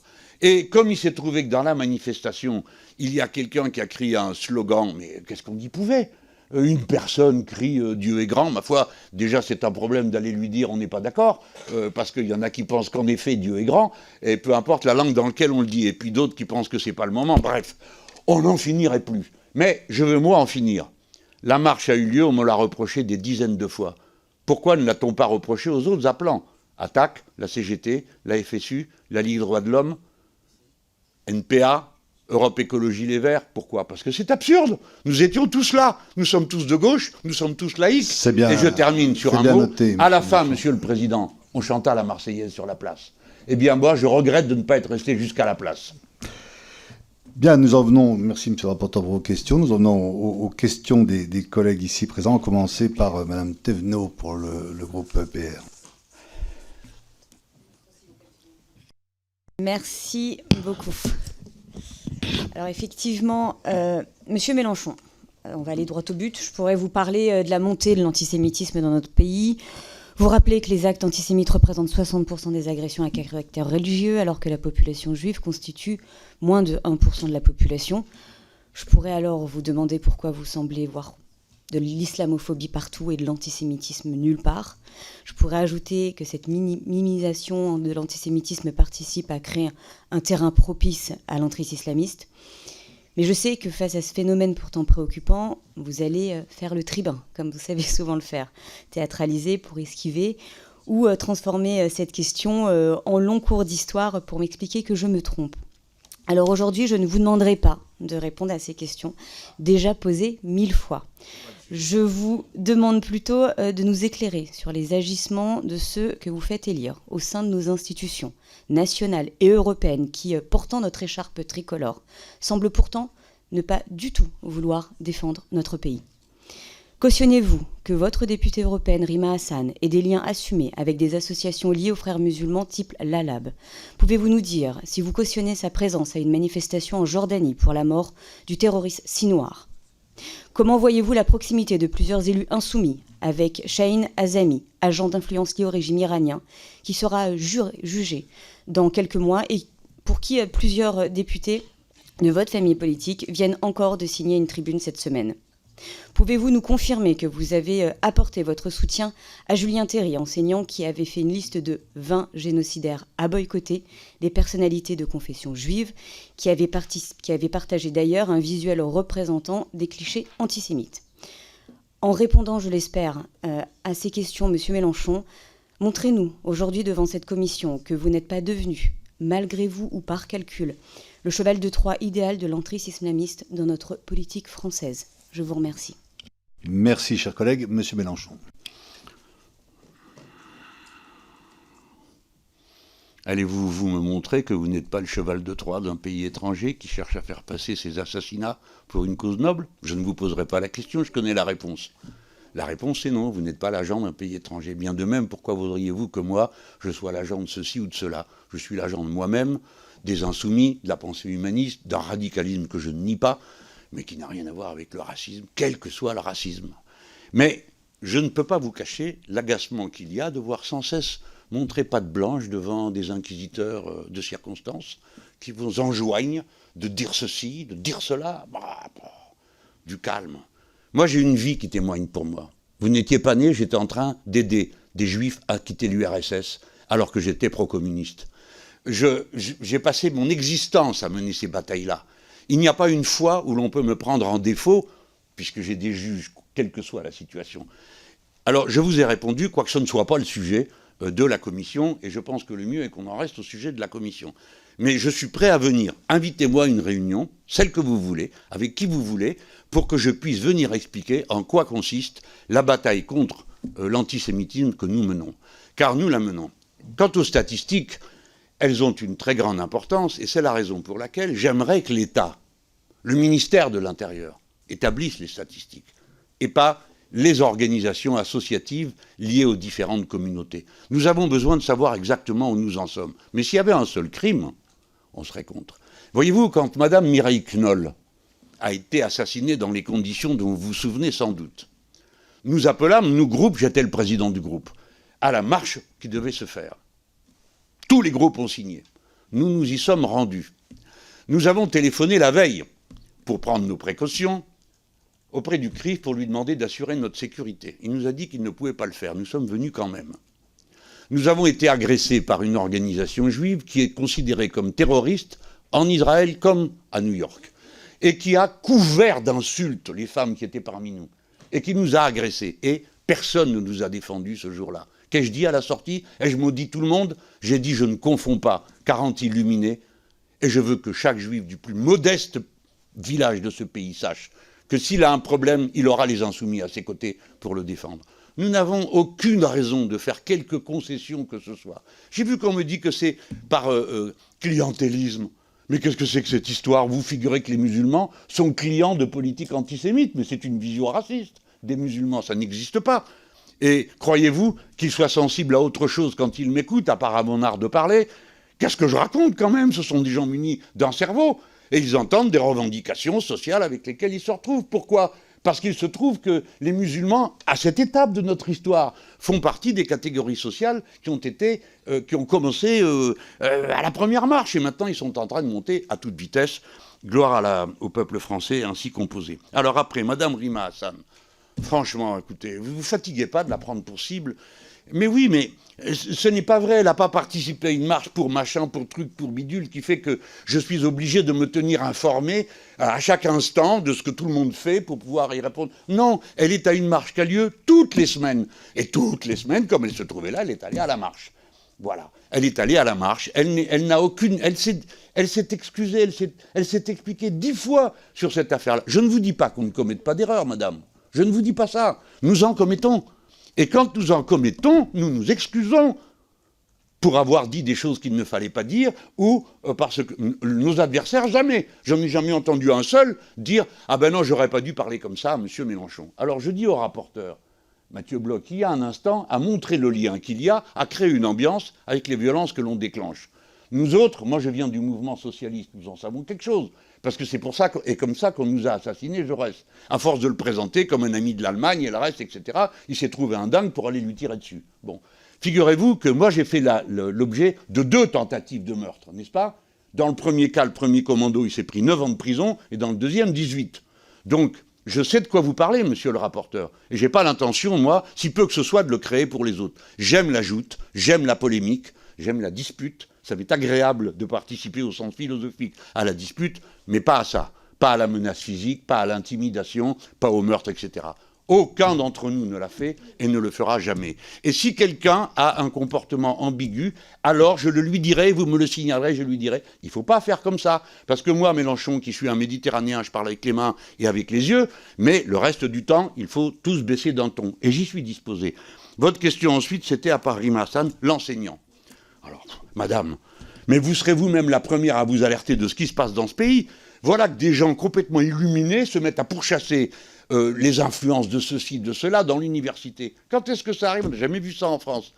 Il y a une liberté universitaire depuis Robert de Sorbonne. Ça date du VIe siècle. Donc c'est vous dire que ça fait un moment que dans ce pays, on dit que dans les universités, on raconte ce qu'on veut. Figurez-vous, j'exagère peut-être avec la date pour Robert de Sorbonne, mais c'est comme ça. C'est-à-dire, mais oui, vous allez voir, madame, pourquoi je vous dis ça. Parce que M. Thierry, c'est un enseignant. C'est un enseignant. Et voici qu'on a trouvé une porte d'entrée pour commencer la chasse à l'enseignant du supérieur que l'on prendrait en défaut. Qu'est-ce qu'il a fait? Il a pris une liste de gens qui ont signé une tribune. Et prenant cette liste de gens, il cite qui sont les signataires. Il y a dedans un curé, alors c'est dire que comme juif, on fait mieux qu'un curé. Et il les cite, il dit, cela faudra se rappeler, ils soutiennent le génocide. Est-ce que c'est une bonne idée de faire ça ou pas? Il n'a pas été prudent, car aujourd'hui, il suffirait de citer un seul nom pour que ça déclenche une affaire. Alors après, d'autres gens trouvaient ceci, cela, parce qu'aussitôt, il y a des armées qui se mettent en mouvement pour aller vous chercher sous chaque cheveu si vous n'avez pas un pouls. Bon, lui, il a critiqué une tribune et les signataires de cette tribune. Et j'ai défendu cet homme. Et je vous préviens que je vais défendre tous ceux qui, à l'université, auront des points de vue iconoclastes. Cet enseignant n'est pas antisémite, ne l'a jamais été, il ne l'est pas et il ne le sera jamais. Si vous me prouvez le contraire, madame, je serai le premier à vous donner raison et à aller lui dire « je change d'avis ». Venez me démontrer qu'il l'est. À mes yeux, il ne l'est pas. Mais je vous mets tous en garde. Attention au confort, à la facilité, qui consiste à prendre un adversaire et à la harceler sans vous rendre compte du précédent concret. Moi et d'autres, nous ne permettrons pas qu'à l'université, on fasse la chasse aux mal-pensants. Voyez ce que ça donne aux États-Unis d'Amérique. Soit M. Thierry a eu un comportement antisémite, il sera pourchassé et condamné pour ça. Soit il ne l'a pas, et alors on lui fout la paix. Et on ne le menace pas, et on n'essaye pas d'intimider les autres. Voilà ce que je peux vous répondre, je ne peux pas faire mieux que de vous dire dans quelle situation je prends. Y a-t-il une question à laquelle je n'ai pas répondu? Même si vous considérez que ce n'est pas vraiment une réponse que je vous fais là. Merci, M. Mélenchon. Madame Thévenot, votre micro, pardon. Pardon. Rapidement, oui. Excusez-moi, votre micro, monsieur le Président. Excusez-moi, Madame Palot, ça ne marche pas et je ne peux rien. Non, c'est pas M. Mélenchon. Voilà. Excusez-moi, Madame Panot, c'est M. Mélenchon lui-même qui demande s'il n'y a pas une autre question à laquelle il n'a pas répondu. Et oui, vos réponses ne répondent pas du tout sur le fond à ce que je vous ai posé, mais c'est pas grave. Il y en a une sur Chaim Hamzami et les liens avec plusieurs députés de votre famille politique qui ont signé une tribune encore cette semaine. Merci, M. Mélenchon. Ne m'envoyez pas, madame, je ne vais pas pouvoir répondre, je ne sais pas de qui vous parlez. Alors donc, j'ai la plus grande... Il est de quelle nationalité déjà pour commencer? Iranien? Ah ben alors je suis le dernier que vous allez venir embêter avec l'Iran, parce que même quand l'ayatollah Khomeini était en France, et que tout le monde était là alors qu'on était tous anti-Shah, hein, moi je ne soutenais pas l'ayatollah, alors c'est pas maintenant que je vais le faire, ni aucun des miens.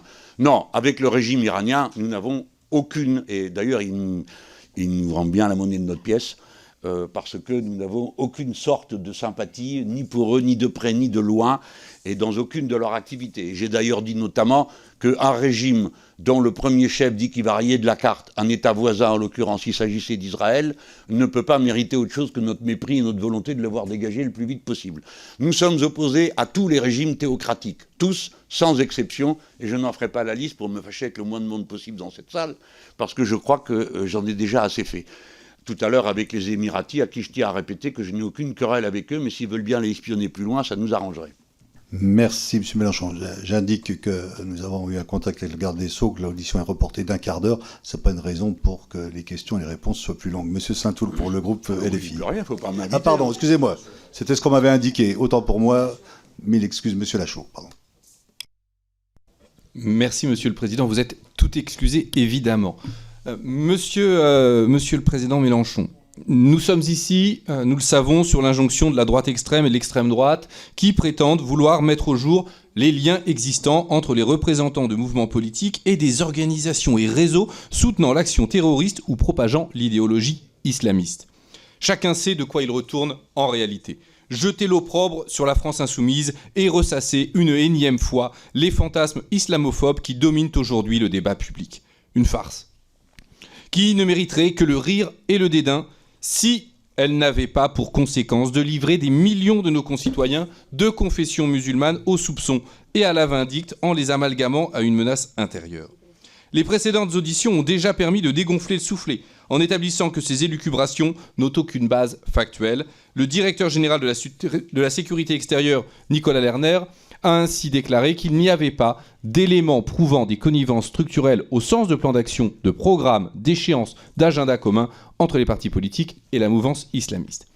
L'absence du moindre fait incriminant étant désormais établie, nos débats de ce jour ont quant à eux la vertu de dissiper certains des présupposés intellectuels qui sous-tendent cette chasse aux sorcières. Car tous ces fantasmes, tantôt le communautarisme, tantôt le séparatisme, tantôt l'entrisme, on ne sait plus trop, reposent sur des idées fausses quant à la réalité du fait religieux autant que du principe de laïcité. C'est sur ce plan que je voudrais vous interroger, Monsieur le Président, en vous demandant donc quelle doit être, selon vous, en République, la place de la religion et son rapport avec le politique, et que pensez-vous de la thèse développée sous diverses nuances d'une certaine gauche néoconservatrice jusqu'à l'extrême droite, selon laquelle la religion musulmane poserait une question spécifique, voire, comme le disent certains idéologues islamophobes, serait incompatible avec la République. Je vous remercie. Merci, Monsieur Lachaud. Simplement pour dire, vous avez pu citer des extraits de compte rendu, je pourrais vous en citer d'autres qui montrent, qui ont été faits quand même par des hauts fonctionnaires qui travaillent chaque jour à la sécurité de notre pays et qui montrent qu'il y a effectivement un risque d'entrisme islamiste dans notre pays et qu'il y a besoin d'une sensibilisation particulière à ce sujet. Monsieur Mélenchon, en réponse à Monsieur Lachaud. Monsieur le Président, vous parlez d'or. Monsieur Hugues Bric, directeur du renseignement de la préfecture de police de Paris, a dit la chose suivante devant vous. En revanche, après avoir dit que l'ultra-gauche, je ne sais plus où on nous classe aujourd'hui, parce que nous sommes passés de gauche à gauche radicale, extrême gauche, suivant les humeurs de ceux qui nous s'adressent à nous, dit l'ultra-gauche est totalement absente lors de ce qu'il appelle les émeutes et les violences urbaines. En revanche, dit-il, une certaine frange de l'ultra-droite négationniste se rapproche par antisémitisme pur, de certains islamistes ou référents religieux islamistes qui tiennent des propos antisémites. Bon, alors voilà, ça c'est pour confirmer à la fois ce que vous dites, Président, et ce que vient de dire M. Bastien Lachaud. Nous n'avons naturellement rien à voir avec tout ça, et s'il arrivait qu'ici ou là on constate le contraire, je serais le premier à le condamner. Je viens sur la phrase, je sais qu'il faut se hâter, mais je ne peux faire moins comme intellectuel, si vous le permettez, me perchant sur ma pauvre petite licence de philosophie qui impressionna tant mes parents, que de vous dire la chose suivante à propos de l'islam. L'islam est une religion et comme toutes les religions, on peut considérer qu'elle pose un problème au pouvoir politique qui veut se tenir à distance d'elle. Nous autres Français, nous avons commencé avec Philippe le Bel. Je ne vous raconterai pas l'histoire, mais le pape Boniface VIII a eu cher à connaître de son opposition au roi de France qui ne voulait pas qu'il se mêle de ses affaires. Dans l'immédiat, je sais que l'esprit des Lumières, la pensée qui a cheminé de la Renaissance jusqu'à la Grande Révolution, doit à l'islam et aux docteurs de la foi islamique.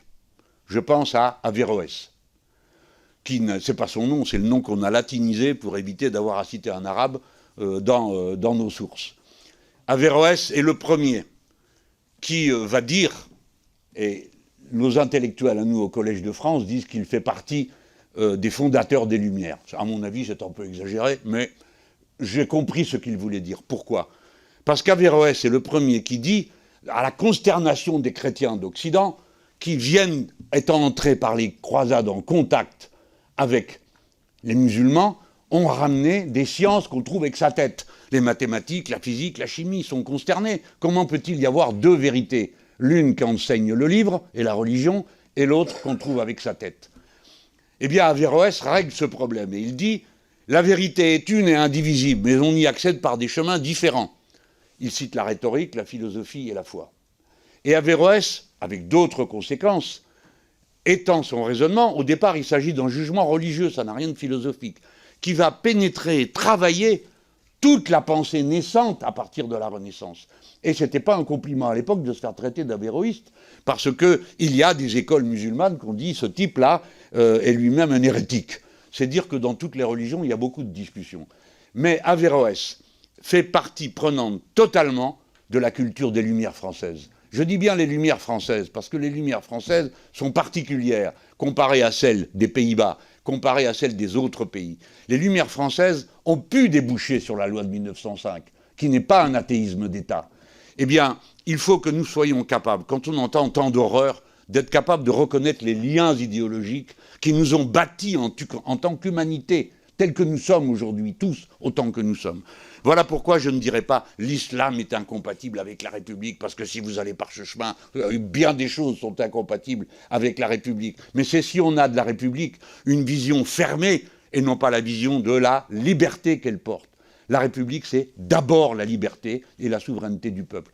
Ce seront mes mots pour vous dire, Monsieur le Président, Monsieur le rapporteur, je suis certain que c'est nous tous, les laïcs, qui aurons le dernier mot dans ce pays, comme d'habitude.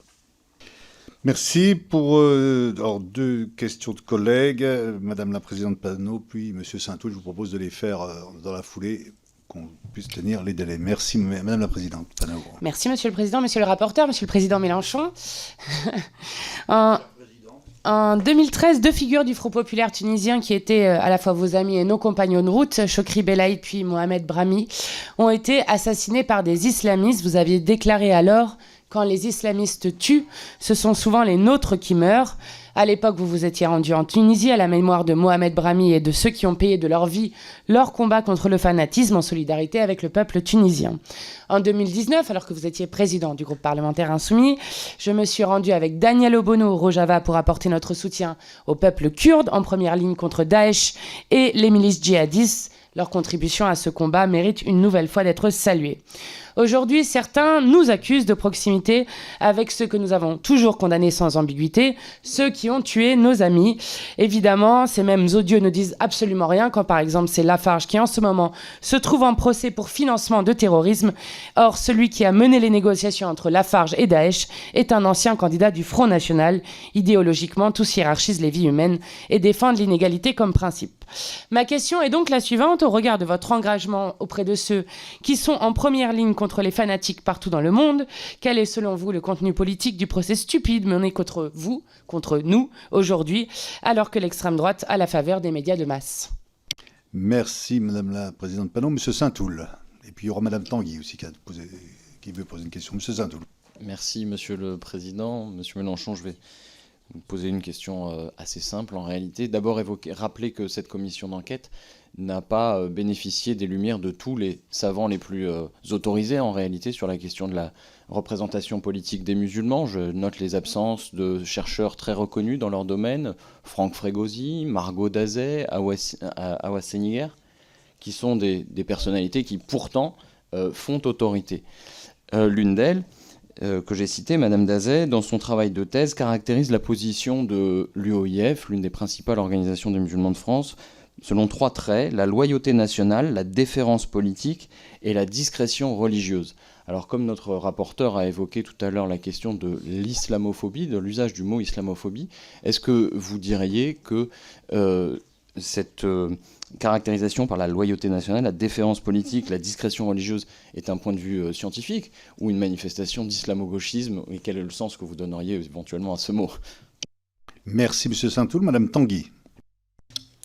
Merci, Monsieur le Président. Monsieur Mélenchon, j'ai une question très simple. Que faisait le député de la France Insoumise, Thomas Porte, le 6 octobre 2023, soit la veille des massacres menés par le Hamas contre des civils israéliens en Égypte, aux côtés de Abou Ami Elewa, qui dirige une association française humanitaire, héritière du comité de bienfaisance et de secours aux Palestiniens, jugé proche des frères musulmans par les services de renseignement français et visé par une enquête du parquet national antiterroriste pour ses liens présumés avec le Hamas. Alors, que faisait votre député en réunion avec cet homme à la frontière de Gaza, à 2 km du lieu où ont lieu le lendemain ces actes terroristes d'une ampleur et d'une brutalité sans précédent? Monsieur Mélenchon, cautionnez-vous la proximité de votre député, comme celle d'autres cités par ma collègue Prisca Thévenot et certains de vos militants, avec l'islamisme politique et à travers leur lien avec l'organisation des frères musulmans, leur volonté de pénétrer le champ politique français? Merci. Merci, chers collègues. Juste pour vous dire que dans les noms que vous avez cités, cher collègue Saint-Toul, nous avions contacté 2 des chercheurs que vous indiquiez, M. Frégori et M. Séniquet, voilà, pour vous dire, et qu'ils n'ont pas donné suite à notre contact. Voilà. Donc, M. Mélenchon, en réponse aux 3 collègues qui vous ont posé des questions. Je vais m'efforcer d'être aussi succinct que possible. On a évoqué les luttes que nous avons menées ensemble, Madame la Présidente Panot, dans des circonstances qui ont forcé mon admiration pour votre courage et celui de Madame Obono, parce que pour vous rendre au Rojava, où se trouvait un gouvernement provisoire, féministe, écologique, socialiste, vous avez dû traverser tout l'Irak en passant par la zone où vous n'aviez pas que des amis, du Kurdistan, je mets des guillemets car je ne veux pas me fâcher avec la République d'Irak, irakien, qui est plutôt favorable aux thèses islamistes, puisque les dirigeants kurdes pratiquent la religion et la mettent au pouvoir. Il faut traverser tout ça pour aller de l'autre côté manifester notre soutien. Je demande qu'on nous entende parce que nous sommes capables de ça. Et je ne sais pas si vous avez beaucoup de partis politiques qui peuvent établir la même liste que nous d'actes qui ont été accomplis de cette ampleur et de cette vigueur. De même, je me trouvais aux côtés de la famille de Choukri Belhaïd en Tunisie, 48 heures après qu'il ait été assassiné. Et quand je suis venu, le sang était encore là, ainsi que les fleurs dans le village, dans cette partie de la cité. Nous sommes partis en cortège manifester. Je suis retourné pour les 40 jours, à la fin des 40 jours de deuil de Mohamed Brahmi, autre dirigeant du Front populaire tunisien. Et je l'ai fait cette fois-là sur la recommandation de bien des gens, entouré d'un service d'ordre qui est exceptionnel et rarissime de ma part, français, de police française, parce qu'on pensait qu'un Français venant défendre une position pareille n'était pas en sécurité pour cette célébration. Je ne mets pas en avant mon courage, parce que dans cette situation, c'était simple. Je me sentais sous la protection des Tunisiens eux-mêmes.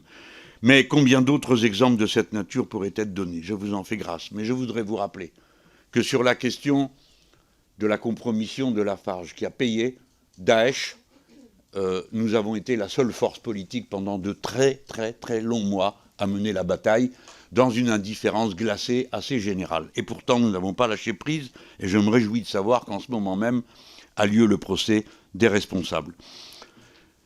Souvent, il en a coûté, voyez-vous, Président. Quand j'étais ami par hasard, ces choses-là nous arrivent dans la vie, j'étais ami par hasard avec un officier supérieur de l'armée algérienne, Mohamed Boukobza, qui avait écrit un magnifique livre sur les événements en Algérie. Et je me suis trouvé là-bas quelques jours avant, quelques semaines avant les élections. Et nous avions sympathisé tous les deux. Bon, c'était un militaire et un intellectuel, et bon, on n'était pas exactement sur les mêmes positions politiques. Mohamed Boukobza a été égorgé sur le pas de sa porte, ayant sa fille à la main.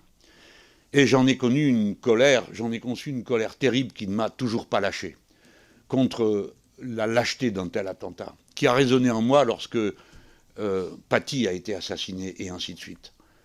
Chaque fois, je retrouve cette même rage contre cette manière de se comporter, cette barbarie absolue. Mais voyez-vous, quand a été signé un accord sous l'autorité des autorités religieuses catholiques, qui ont fait leur travail, je ne leur reproche pas, à Sant'Egidio, ça s'appelait les accords de Rome, auxquels une série de forces politiques plus ou moins importantes de l'Algérie avaient cru bon d'apporter leur signature. Et je pense en particulier à quelqu'un qui a été un ami et pour qui j'ai eu beaucoup d'admiration également, Hossein Ait Ahmed, qui a été le fondateur des forces socialistes, du Front socialiste en Algérie. Hossein a signé. Et je lui ai dit que moi, jamais je signe quoi que ce soit avec des fascistes et avec des égorgeurs. Et nous nous sommes fâchés alors que nous étions amis et que je l'admirais, et que je l'admire toujours. Et nous ne nous sommes plus jamais parlé, hélas pour moi. Parce que jamais je n'ai approuvé, si peu que ce soit, la moindre compromission ni la moindre concession dans une lutte où, comme l'a dit la présidente, quand ils tuent, c'est souvent nous. Mais pas que nous, en tant que militants politiques. Ce sont des musulmans qui sont assassinés. À Nice, il y a des musulmans parmi les morts en nombre qui étaient là parmi tous les autres. Je ne sais pas s'il y en avait au Bataclan, mais je peux vous dire que chaque fois qu'une bombe explose dans tel ou tel pays, c'est souvent des musulmans qui sont les premiers à mourir. Dès lors, la haine que je porte à ces assassins, elle n'est pas sur une base religieuse et elle ne trie pas dans les victimes. Je voulais le dire. Alors, madame, après, je trouve votre question, madame Tanguy, bien sûr, vous me la posez, je le comprends, mais franchement, on peut faire mieux, quoi. Monsieur Porte se trouvait là-bas, vous dites à la frontière. Ben oui, il était à la frontière, il avait l'intention de la passer. Donc, il était là-bas pour passer la frontière. C'était 2 jours avant l'abominable crime du 7 octobre, les abominables crimes du 7 octobre. J'espère que vous ne sous-entendez pas qu'il était au courant ou qu'il venait pour les présider. Non. Il se trouvait là, que voulez-vous, ça arrive qu'on se trouve à côté d'un endroit où il se passe des choses épouvantables. J'étais dans Paris à l'heure des assassinats du Bataclan. Je n'ai rien pu faire d'autre que ce qu'a fait tout le monde, c'est-à-dire avoir peur et pleurer beaucoup. Ben là, c'est pareil. Alors le type qui est à côté de lui est monsieur machin, qui est monsieur Bidu. Bon, très bien. Si c'est un personnage qui n'est pas fréquentable, ne le fréquentons pas. Mais à l'époque, Thomas n'en sait rien du tout. Il y a un type qui est à côté de lui qui lui dit qu'il va l'aider à passer la frontière. Voilà tout. Alors il peut se trouver qu'à certains moments, on se trouve à côté de gens qu'on n'a pas envie de fréquenter. Je pense que c'était le cas. De même, me suis trouvé, moi, des fois, dans des manifestations avec des huluberlus. Et pas seulement, je ne parle pas seulement de questions religieuses, je dis des huluberlus au sens le plus radical du terme, portant des pancartes étranges. Franchement, vous n'avez jamais été dans cette situation, vous ? Ben, vous êtes bien embêtés. Voilà. Mais si, il y en a qui manifestent. Attends, regarde le mariage pour tous, ils y étaient tous. Et là, vous étiez tous avec des islamistes, ça vous a pas dérangé.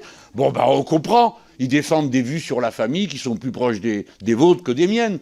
Et alors, bah, on est tous du même pays, non ? Alors on se déteste le reste du temps, mais il y a des moments où on fait la pause. Moi, madame, jamais je vous accuserai d'être complice de qui que ce soit qui tire sur les autres. Ben, ce pauvre Thomas Porte, vous le voyez, en train d'être complice d'un meurtre aussi épouvantable, des assassinats qu'il y a eu le 7 octobre, bien sûr que non. Si nous ne faisons pas preuve de raison entre nous, alors nous sommes perdus. Parce que nous allons commencer à nous dévorer au lieu d'essayer de voir comment on peut faire. Et si quelqu'un commet une erreur ou a une mauvaise fréquentation, on le lui dit. Et si vous n'en êtes pas content, vous dites « mais celui-là, il ne cède à rien, je vais téléphoner, s'il vous plaît, pas à moi, parce que vous me dites votre député. Non, pardon, c'est pas le mien, c'est celui du peuple français qui l'a élu. C'est pas mon député, c'est mon camarade. Voilà ce que je peux vous dire. Je vous invite tous à la raison. Une dernière question, mais qui prolonge un peu ça, parce que dans les auditions, on se rend compte qu'il y a effectivement un certain nombre de témoignages, de faits qui sont donnés, où il y a la présence d'élus, de collègues députés ou d'élus locaux qui se retrouvent dans des manifestations. Il y en a eu une en octobre 2024 qui était organisée par Urgence Palestine et dans laquelle un animateur, un organisateur de cette manifestation indiquait qu'il fallait continuer à être, en parlant à la foule qui était là, ce déluge d'Al-Aqsa. Le déluge d'Al-Aqsa, c'est effectivement ce qui s'est passé le 7 octobre. Bien sûr, les collègues qui sont là, ce ne sont pas eux qui ont prononcé ces mots. Mais on a quand même une responsabilité. Soit de partir, déjà, si on n'est pas d'accord, soit ensuite de faire un débriefing pour que ça ne se recommence pas. Donc vous, au niveau du parti que vous avez fondé. On a bien compris que vous n'en avez plus la responsabilité directe, mais on ne doute pas de l'influence que vous avez encore à l'intérieur. J'espère bien, morale au moins. Voilà, au moins morale, à minima. Et donc, quel retour vous faites de ces expériences? Parce qu'effectivement, quand le président Chirac a entendu la Marseillaise être sifflée au Stade de France, il l'a quitté parce que c'était inconcevable. Quand vous entendez des propos qui flirtent avec l'apologie du terrorisme, vous ne pouvez pas rester sur une estrade. Est-ce que ça, c'est quelque chose que vous comprenez ou pas? Évidemment, Monsieur le Président. Que croyez-vous qui se passe?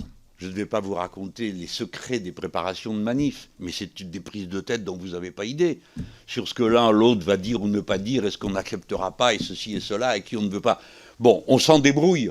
Quand quelqu'un mord le trait ou ne respecte pas les autres, on le prend d'abord pour un manque de respect.